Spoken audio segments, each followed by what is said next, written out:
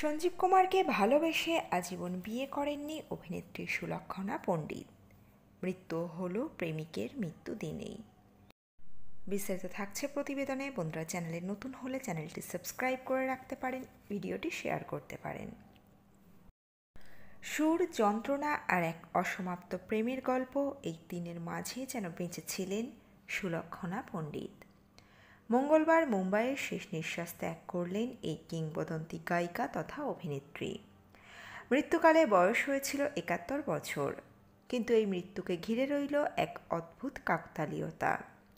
এই ৬ নভেম্বরেই প্রয়াত হয়েছিলেন তার জীবনের সবচেয়ে প্রিয় মানুষ, অভিনেতা সঞ্জীব কুমার।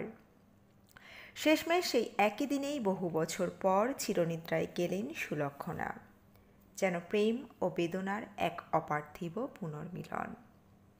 ১৯৫৪ সালের ১২ জুলাই ছত্তিশগড়ের রায়গড়ে জন্ম সুলক্ষণার। ৯ বছর বয়সেই শুরু হয়েছিল তার সঙ্গীত যাত্রা।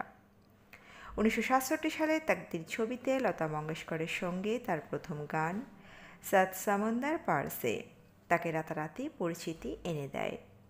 কণ্ঠে ছিল কোমলতা, ছিল মায়া, আর সেই সুরেই তিনি ধীরে ধীরে জায়গা করে নেন বলিউডের সেরা প্লেব্যাক গায়িকাদের তালিকায়।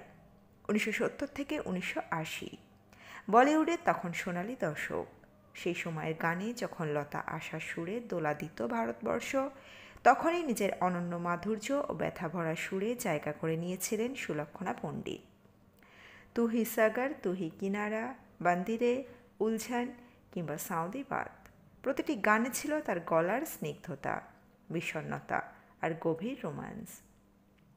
১৯৭৬ সালে সংকল্প ছবির গান তু হি সাগর তু হি কিনারার জন্য ফিল্মফেয়ার পুরস্কার পান তিনি।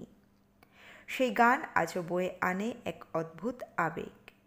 তবে সুলক্ষণার প্রতিভা শুধু গানে আটকে ছিল না, তিনি ছিলেন রূপালী পর্দার এক কোমল মায়াময় উপস্থিতি। হেরাফেরি, আপনাপান, খানদান, ওয়াক্ত কি দেওয়ার, একের পর এক ছবিতে রাজেশ খান্না, জিতেন্দ্র, শশী কাপুর, বিনোদ খান্না, শত্রুঘ্ন সিনহার মতো তারকাদের বিপরীতে অনায়াস অভিনয় নজর কাড়েন। ১৯৭৮ সালে উত্তম কুমারের বিপরীতে বাংলা ছবি বন্দিতে অভিনয় করে দেখিয়েছিলেন তার বহুমুখী প্রতিভা। তার জীবনের অমর অধ্যায় নিঃসন্দেহে সঞ্জীব কুমার। শোনা যায় অভিনেতাকে নিঃস্বার্থ ভালোবেসেছিলেন তিনি, কিন্তু সেই প্রেম কখনো পরিণতি পায়নি। সঞ্জীব কুমারের মৃত্যুর পর যেন স্তব্ধ হয়ে গিয়েছিল সুলক্ষণার জীবনও।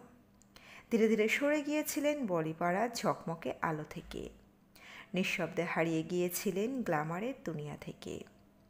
বলিউডের একসময় ঝলমলে কণ্ঠস্বর পরিণত হয়েছিলেন নিঃসঙ্গতার প্রতীকে। ১৯৭৫ সালে উলঝান ছবি শুটিং চলাকালীন সহ অভিনেতা সঞ্জীব কুমারের প্রেমে পড়েছিলেন সুলক্ষণা, কিন্তু সঞ্জীবের হৃদয় ততদিনে অন্য কারো জন্য। প্রস্তাব দিয়েও ফিরিয়ে দেওয়া হয় তাঁকে, আর সেই প্রত্যাখ্যানেই যেন থেমে যায় সুলক্ষণার জীবনের সুর। তিনি আর কোনোদিন বিয়ে করেননি। ১৯৮৫ সালে সঞ্জীব কুমারের মৃত্যু তার জীবনে যেন চূড়ান্ত অন্ধকার নামিয়ে আনে।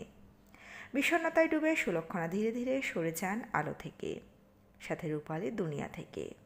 ভাগ্যের কি এক অদ্ভুত পরিহাস, সঞ্জীব কুমার মারা গিয়েছিলেন ১৯৮৫ সালের ৬ নভেম্বর। আর ঠিক সেই একই তারিখেই ৪০ বছর পর ২০২৫ সালের ৬ নভেম্বর শেষ নিঃশ্বাস ফেললেন সুলক্ষণা পণ্ডিত। তার ভাই জনপ্রিয় সঙ্গীত পরিচালক যতীন পণ্ডিতের কথায় দিদি অনেক কষ্টে ছিলেন, কিন্তু শেষ পর্যন্ত খুব শান্তিতে গেলেন। বলিউডের শিল্পী মহলে শোকের ছায়ায় আবৃত।